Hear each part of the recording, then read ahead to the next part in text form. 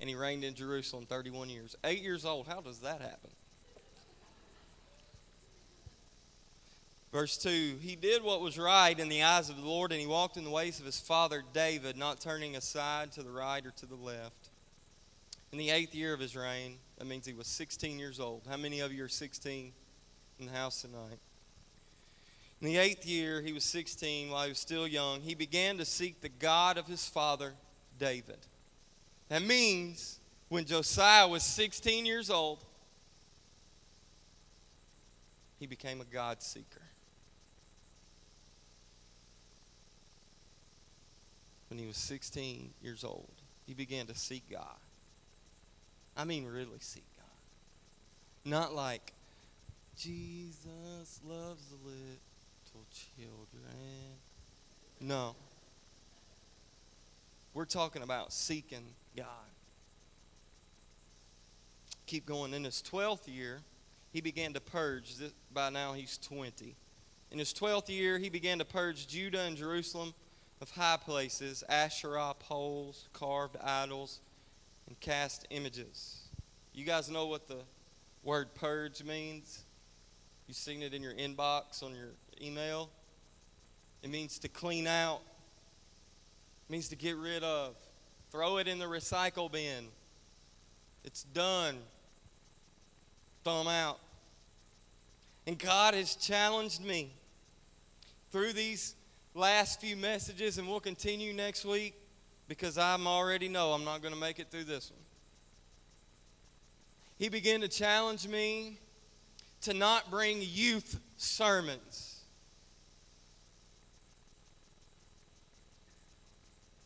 He said, Shane, a restoration generation doesn't need funny stories and cute videos and nice PowerPoints. God began to challenge me, and he spoke to me, and he told me the restoration generation is ready and needing big slabs of biblical meat. How many of you like a big juicy steak?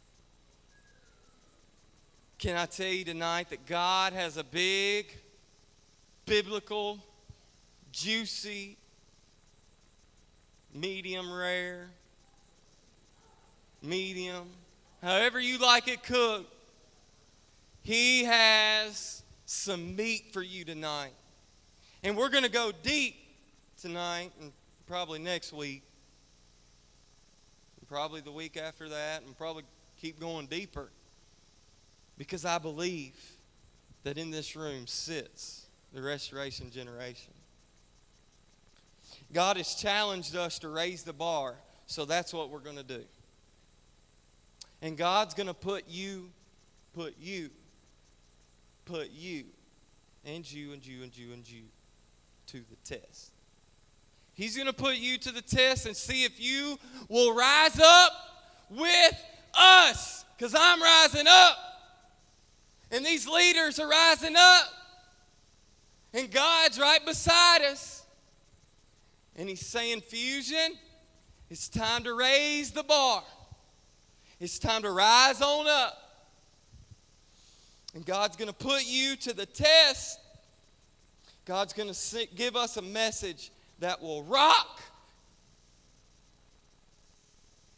I said it's going to rock our world. It's going to rock your face off. So just get ready. I don't mean to shout tonight. I'm not yelling at you. I'm yelling because I'm excited. Because I feel like God is moving so strong. I'm telling you, I am not coming here to entertain you tonight. That's never been my purpose to come. But I'm telling you, I'm not here to entertain you. Worship is not here so that you can say you went to a concert. And the remnant guys that came up here and danced tonight, they didn't dance and do that human video to entertain you. They had a message to get across to you. And it's time that we raise our bar. And we don't come because a girl's coming. And we don't come to hang out with our friends, and we don't come because our parents make us and there's nothing else better to do. And I feel for those that didn't make it tonight because something is more important than God. God is asking you to raise the bar. He's throwing meat out there to you. He's putting you to the test. The Restoration Generation. I'm going to raise the bar. I'm not here to entertain you. Never been here to entertain you. We're going deep. Because if Josiah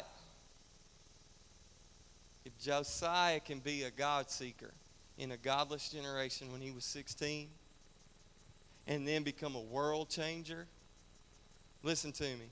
Josiah became a world changer. He went in and purged countries of idols and gods at 20 years old. If he can do it, guess what? We can do it. We have freedom. Look how many people we've got in here. Look how many Josiahs we've got sitting all through this room.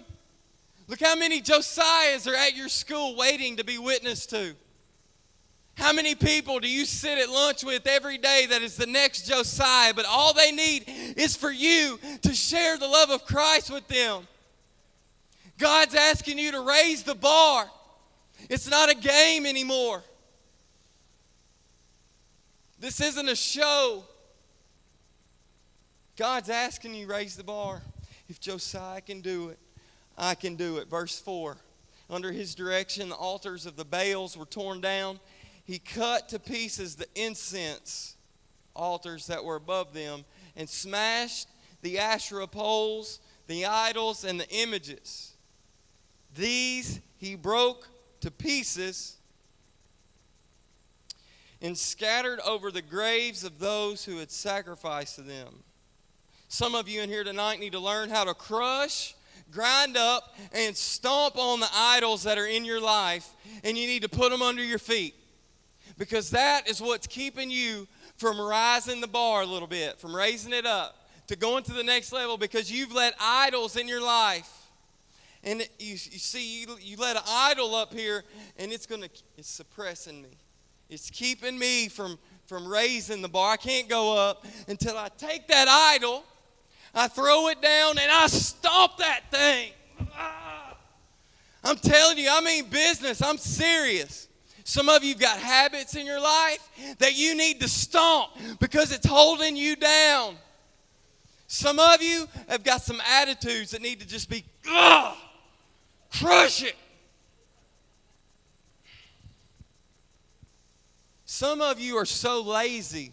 If you would take that laziness, see, it's holding you back from doing what God's called you to do. If you would take that laziness and break it over your knee and stomp it.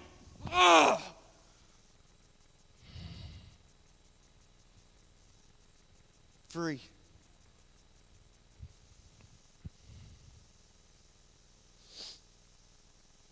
Verse 5, he burned the bones of the priests on their altars.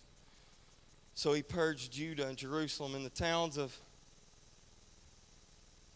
Manasseh, Ephraim, Simeon, as far as Naphtali and the ruins around them.